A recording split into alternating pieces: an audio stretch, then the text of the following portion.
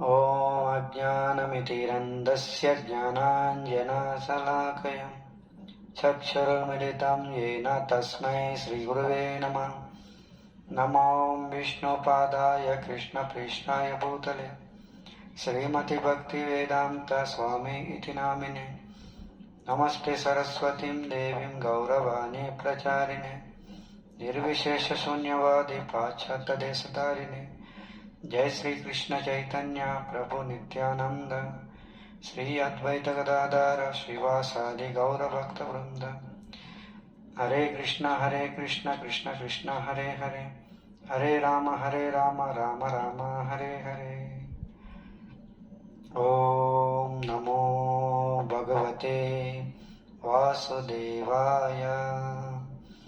ओम नमो भगवते వాసుదేవాయ। వైష్ణవులందరికీ నా హృదయపూర్వక ప్రణామాలు। హరే కృష్ణ।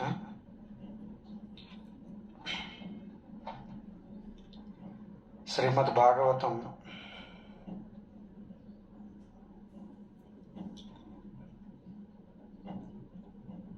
నాలుగో స్కందంలో గృహస్థ జీవితం గురించి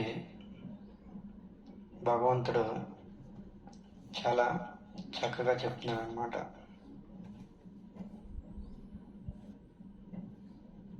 చాలా మంది అనుకుంటారనమాట, గృహస్థ జీవితంలో ఉంటే భజన భక్తి చేయలేము, గృహస్థ జీవితం ఒక బంధన కారణం అలాంటిదని। గృహస్థ జీవితం ఒక బంధన, భజన భక్తి చేయలేము। కానీ శాస్త్రం ప్రకారంగా మనం చూసుకోవాలన్నమాట, శాస్త్రం ఏం చెప్తుంది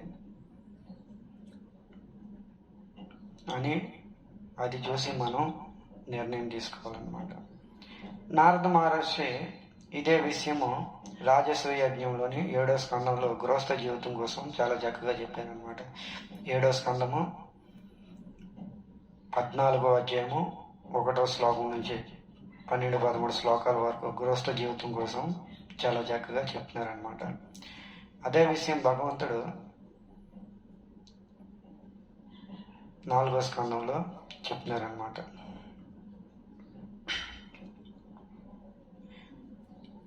శ్రీమద్ భాగవతంలో ఒక మంచి కథ ఉందన్నమాట। 4వ స్కందంలో మంచి కథ ఉందన్నమాట। ధ్రువ మహారాజు యొక్క వంశంలో ప్రాచీన బర్హిలు జన్మిస్తారన్నమాట। ధ్రువ వంశంలో ప్రాచీన బర్హిలు జన్మ అవుతుంది। అదే వంశంలో ప్రచేతలు కూడా జన్మిస్తారన్నమాట। అదే వంశంలో ప్రచేతలు కూడా జన్మిస్తారు। వీళ్ళందరూ కూడా విష్ణు కోసం తపస్సు చేస్తారన్నమాట। వీళ్ళందరూ కూడా విష్ణు కోసం తపస్సు చేస్తారు। విష్ణు వాళ్ళ యొక్క తపస్సును మెచ్చుకొని ఇలా అన్నాడనమాట, ఏ ప్రచేతులారా, మీరు వివాహం చేసుకోండి, గృహస్థ జీవితం స్వీకరించండి అని విష్ణు స్వయంగా ప్రచేతులకి చెప్పారనమాట। చూడండి, గృహస్థ జీవితం భగవంతుడు కూడా స్వీకరించమంటున్నాడు అనమాట। శ్రీమద్ భాగవతంలో ఈ విధంగా వర్ణన ఉందన్నమాట। భగవంతుడే స్వయంగా చెప్తున్నాడు। శ్రీమద్ భాగవతం 4వ స్కందము 30వ అధ్యాయము 19వ శ్లోకంలో ఈ విధంగా ఉంది। భగవంతుడు ఈ విధంగా చెప్తున్నాడు అనమాట।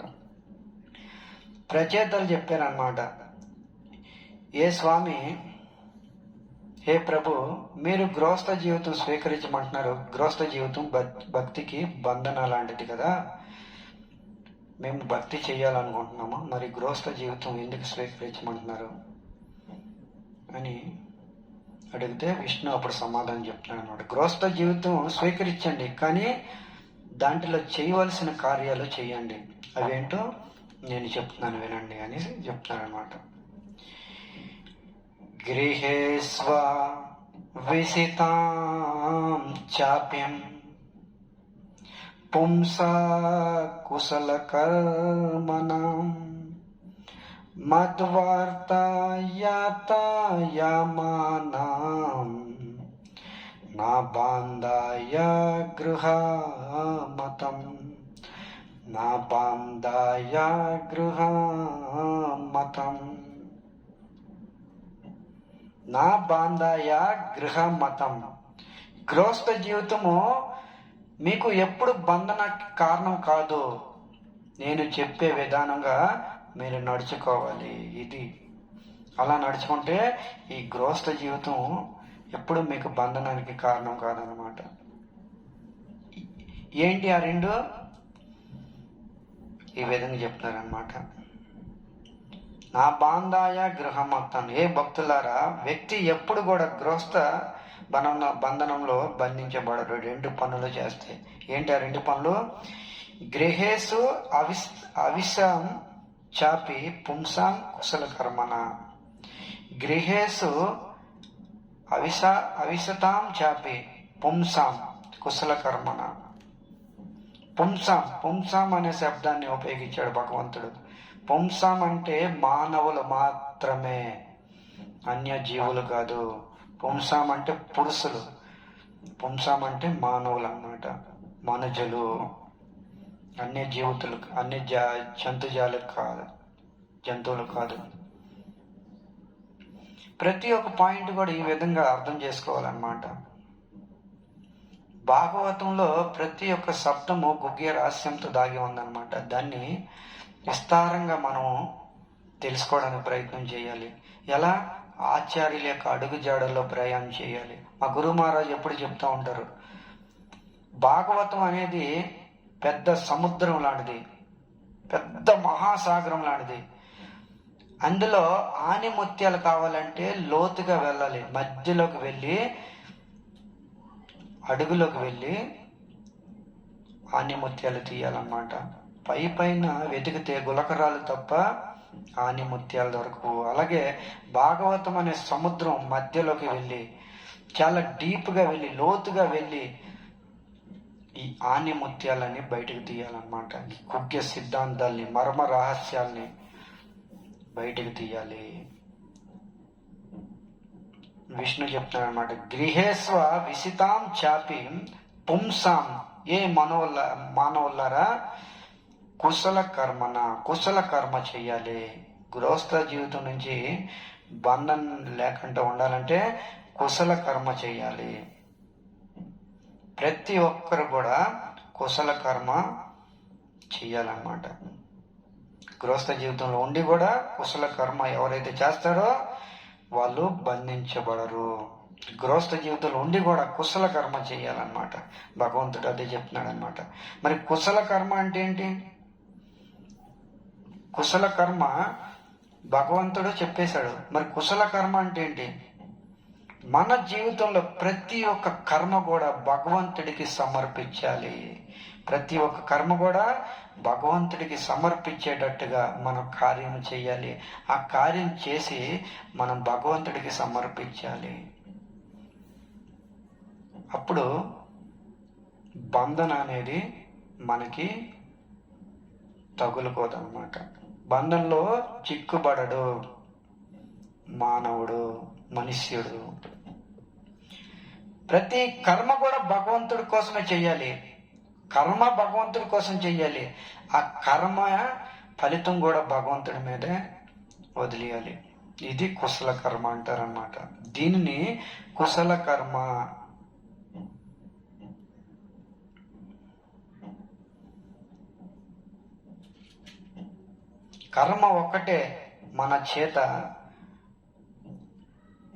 కర్మ ఒకటే మన చేతన మారేలా చేస్తుందన్నమాట. మానవ జన్మ దొరికింది ఇవన్నీ చేయడానికి. మానవ జన్మ దొరికింది దేనికి? జల్సా చేయడానికా? ఇవన్నీ ఆచరించడానికి అన్నమాట. అందుకని ఇక్కడ విష్ణు ఏమని సంబోధిస్తున్నారు? పుంసాం. ఏ మానవులారా, పుంసాం. ఏ జంతువులారా అనలేదన్నమాట. పుంసాం మానవుడికి మాత్రమే వర్తిస్తుంది ఈ కర్మలన్నీను. ఈ కర్మలు చేయడానికి భగవంతుడి కోసం కర్మ చేయాలి. ఆ కర్మ భగవంతుడికి అర్పించాలి. ఇది కుశల కర్మన. తర్వాత రెండోది ఏం చెప్తున్నారు? మత్వార్త యాత యామానం. ఏ ప్రాచీన బరిహిల్లారా, ఏ ప్రచీతుల్లారా, ఎక్కువ శాతము నా కథలు ఎవరు వింటారో ఈ ప్రపంచంలో ఏ శక్తి కూడా గృహ బంధనంలో చిక్కుబడేటట్టుగా చెయ్యదు. ఏ శక్తికి కూడా అంత సమర్థత లేదు గృహస్థ బంధనంలో చిక్కుబడేటట్టుగా. ఏం చేయాలి? మత వార్త యాతయామానం. నా గురించి కర్మ చెయ్యాలి మొదట్లోనే, తర్వాత నా కథ శ్రవణం చెయ్యాలి. ఎక్కువ శాతం వీలైనంత వరకు నా కథ శ్రవణం చేయాలి. మత్ అంటే నా వార్త, నా యొక్క కథలు శ్రవణం చేయాలి. శ్రీమద్ భాగవతం శ్రవణం చేయాలి. ఇది విష్ణు చెప్తున్నాడు, చూడండి ఎంత చక్కగా. మత్ వార్త యాతమానం. ఎంతవరకు అయితే శ్రవణం చేయమో అంతవరకు కృష్ణుడి కోసం ఎప్పుడు కూడా మనం అర్థం చేసుకోలేమన్నమాట. ఎంతవరకు అయితే శ్రవణం చేయమో అంతవరకు ఆ భగవంతుడిని, కృష్ణుడిని ఎప్పుడు అర్థం చేసుకోలేము. కృష్ణుడిని ప్రేమించాలంటే శ్రవణం చేయాలి, వినాలి, భాగవతం వినాలి. ఆ కృష్ణుడి కోసం ఎంతో వర్ణన ఉందన్నమాట. వినగా అప్పుడు కృష్ణుడి మీద ప్రేమ ఉజ్వలిస్తుంది హృదయంలోని. కృష్ణుడి మీద ప్రేమ అనేది ఉజ్వలిస్తుంది. రుక్మిణీదేవి అలాగే కదా, ఎంతో విన్నదన్నమాట. రుక్మిణీదేవి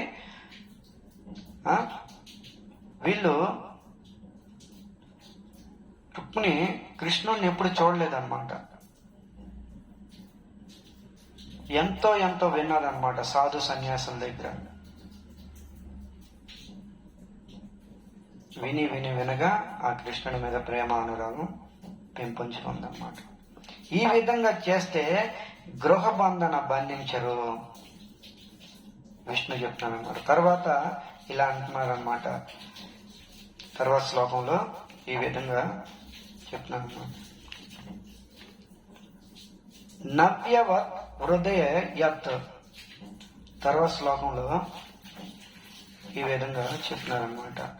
నవ్యవత్ హృదయ యజ్ఞం. ఎప్పుడైతే వాళ్ళు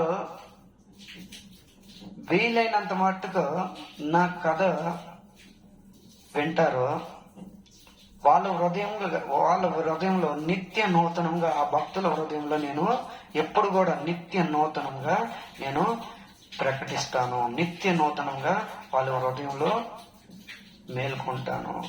ప్రతిరోజు కూడా నిత్యంగా నూతనంగా నేను కనిపిస్తాను అని భగవంతుడు చెప్తున్నాడు అన్నమాట. భక్తి చేస్తే శ్రవణం వారి ద్వారా వినాలో ఇక్కడ చెప్తున్నాను అన్నమాట. శ్రవణము ఎవరి ద్వారా వినాలో విష్ణు ఇక్కడ చెప్తున్నారన్నమాట. శ్రవణం ఎవరి ద్వారా వినాలో ఇక్కడ చెప్తున్నారన్నమాట.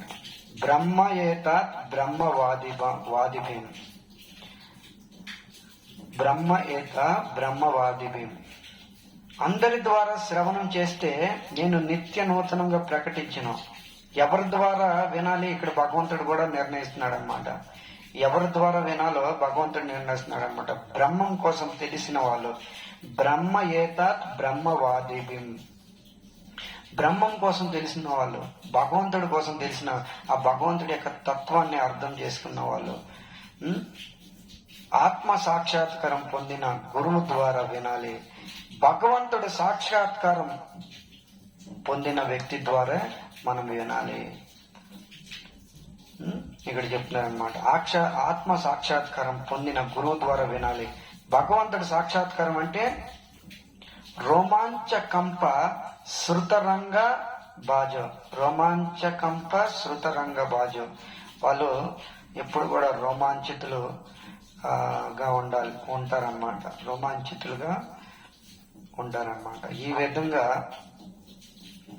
విష్ణు చెప్తున్నాడనమాట. భగవంతుడి కోసం నిరంతరం చింతన చేసిన వాళ్ళై ఉండాలి. వీళ్ళు కూడా 2 రకాలు అన్నమాట. ఇక్కడ ఆచార్యులు చెప్తున్నారనమాట. వీళ్ళు కూడా 2 రకాలు. ఒకటి పుస్తకాలు చదివి, భాగవతం ఇత్యాది గ్రంథాలు చదివి పుస్తకాలు పురుగులుగా ఉంటారనమాట. పుస్తకాలు గ్రంథాలు చదివి దాంట్లో ఉన్న విషయాలు యాజ్ ఇట్ ఈజ్ గా ఉపదేశం చెప్పడము. దీంట్లో ఎక్కువ ఫోర్స్ ఉండదు అనమాట. దీంట్లో ఎటువంటి ప్రభావం ఉండదు, ఫోర్స్ ఉండదు, యాజ్ ఇట్ ఈజ్ గా చెప్పడము. రెండోది, ఏదైతే వాళ్ళ జీవితంలో వినిన తర్వాత ఆచరించి తోటి వ్యక్తికి ఆచరించి హృదయంలో దించుకుంటారో ఈ ఉపన్యాసం చెప్పడం దానిలో దీనికి ఫోర్స్ ఉంటుందన్నమాట. స్వయంగా ఆచరించి ఈ ఉపన్యాసము తోటి వ్యక్తికి చెప్తారు, దాంట్లో ఫోర్స్ ఉంటుందన్నమాట. పుస్తకాలు చదివిన తర్వాత, గ్రంథాలు చదివి యాజ్ ఇట్ ఈజ్ గా చెప్పడం అంత ఫోర్స్ ఉండదు. ఎవరైతే స్వయంగా ఆచరించి అప్పనే ఆచరితే ప్రభు జీవేర శిఖాయి, స్వయంగా ఆచరించి జీవులకు చెప్తారు, దాంట్లో ఫోర్స్ ఉంటుందన్నమాట. ఉదాహరణ ప్రభుపాదుల వారు చెప్తూ ఉంటారనమాట. ఒక బుల్లెట్ ఉంటది, గన్నులో బుల్లెట్. ఆ గన్ను నుంచి బుల్లెట్ తీసి ఆ బుల్లెట్ ఇసిరామనుకోండి ఒక వ్యక్తి మీదకి, ఆ వ్యక్తికి టచ్ అయ్యి పడిపోతుంది అనమాట. అందులో ఏం ఫోర్స్ లేదు, అందులో ఎటువంటి ఫోర్స్ లేదనమాట. ఆ బుల్లెట్ని తీసుకుంటాడు, తర్వాత ఆ వ్యక్తి 100-200కు అమ్ముకొని వెళ్ళిపోతాడు. అదే బుల్లెట్ గన్నులో పెట్టి ట్రిగర్ లాగి వదిలితే ఆ బుల్లెట్ ఆ వ్యక్తి యొక్క గుండె చీల్చుకొని అవతల వైపు వెళ్ళిపోతుంది అనమాట. ఇది ఫోర్స్ అనమాట. చెప్పే దాంట్లో ఫోర్స్ ఉండాలి, అవతల వ్యక్తి ప్రభావితులు అవ్వాలన్నమాట. చెప్పే వ్యక్తిలో ఫోర్స్ ఉండాలి, తోటి వ్యక్తి ప్రభావితులు అవ్వాలన్నమాట. ఆ విధంగా ఉండాలి. ప్రభుపాదుల వారు అదే చెప్తున్నారన్నమాట. వినే వాళ్ళ పరివర్తన వస్తుంది. ఫోర్స్ అంటే ఏమిటి? ప్రభుపాదుల వారు చెప్తున్నారు, ప్యూరిటీ ఈజ్ ఫోర్స్. ఫోర్స్ అంటే ఏంటి? ప్రభుపాదుల వారు purity is force, teaching is Accent. ప్రభుపాదుల వారు చెప్తున్నారన్నమాట. సో ఈ విధంగా చెప్పే దాంట్లో ఫోర్స్ ఉండాలన్నమాట. అప్పుడే ఆ ప్రభావం అనేది తోటి వ్యక్తికి హత్తుకుంటుంది, హృదయంలోకి వెళ్ళి నాటుకుంటుంది అన్నమాట.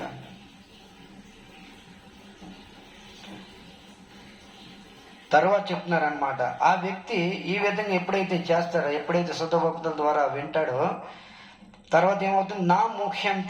నా ముఖ్యంతి ఎప్పుడు కూడా మోహం చెందడు. ఆ వ్యక్తి జీవితంలో ఎప్పుడు కూడా మోహం చెందడు.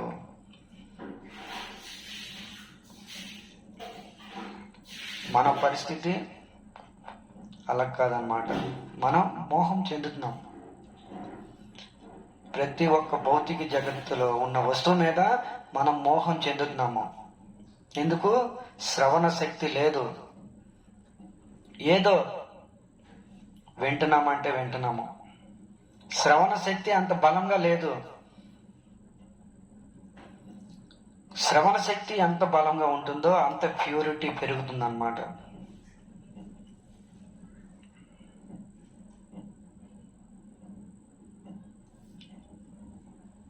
నా ముఖ్యంతి,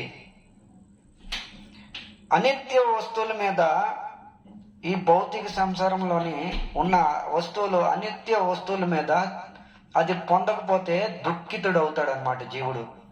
భౌతిక సంసారంలో వస్తువు ఉంటది, ఆ వస్తువు పొందకపోతే దుఃఖితుడు అవుతాడు.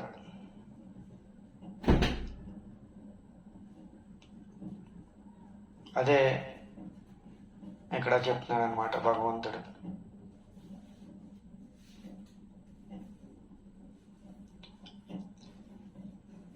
తర్వాత నో శోచంతి, నా ముహ్యంతి నా శోచంతి, వాడు ఎప్పుడు కూడా మోహానికి గురి అవడు. తర్వాత నా శోచంతి, ఎప్పుడు కూడా శోకించడు, జీవితంలో ఎప్పుడు మోహం చెందడు.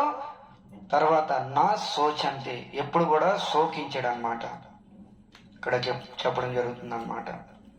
నా శోచంతి, జీవితంలో ఎప్పుడు కూడా శోకించడు అనమాట. భూతకాలంలో కానీ, వర్తమాన కాలంలో కానీ, భవిష్యత్తు కాలంలో కానీ, 3 కాలంలో కూడా ఒకే విధంగా ఉంటాడనమాట. నా శోచంతి, ఏ వస్తువు మీద కూడా వాడు మోహం చెందడు. తర్వాత నా శోచంతి, భవిష్యత్తు గుర్తుకు తెచ్చుకుంటే మోహానికి గురి అవుతారు చెప్తున్నారనమాట. భవిష్యత్తు గుర్తుకి వస్తే శోకం వస్తుంది, భూతకాలం గుర్తుకు వస్తే శోకం వస్తుంది, భవిష్యత్తు గుర్తుకు వస్తే దుఃఖం వస్తుంది, వర్తమానం గుర్తుకు తెచ్చుకుంటే మోహం వస్తుంది. నా ముహ్యంతి నా శోచంతి, తర్వాత నా ముహ్యంతి నా శోచంతి నా హృష్యంతి యథోగత. నా హృష్యంతి అంటే జీవితంలో ఆ వ్యక్తికి ఎప్పుడు కూడా అభిమానం రాదు. నా హస్యంతి, హస్యంతి అంటే ఆనందం కూడా ఉంటుంది ఒక అర్థం. హస్యంతి అంటే ఇంకొక అర్థం ఏంటంటే జీవితంలో ఎప్పుడు కూడా అభిమానానికి గురి అవడు. ఎప్పుడు ఎటువంటి పరిస్థితులు కూడా ఆ వ్యక్తి గురి అవడు. ఏ వ్యక్తి? ఇక్కడ భగవంతుడు ఏదైతే చెప్పాడు అనమాట, మత్ వార్త యాత యామానం, నా కథలు ఎవరైతే నిరంతరం వింటారో వాళ్ళు గృహేషు అవిశతాంశం ఆపి పుంసం కుశలకర్మ, కుశలకర్మ ఎవరైతే చేస్తారో మతవార్త యాతనం, ఎవరైతే వింటారో శుద్ధ భక్తుల ద్వారా ఎవరైతే వింటారో ఈ యొక్క లక్షణాలన్నీ వాళ్ళు వస్తాయి. నా ముహ్యంతి నా శోచంతి నా హృష్యంతి యథోగత, వాళ్ళ జీవితంలో ఎప్పుడు కూడా అభిమానానికి గురి అవ్వరు అని ఇక్కడ భగవంతుడు విష్ణు చెప్తున్నాడు అనమాట.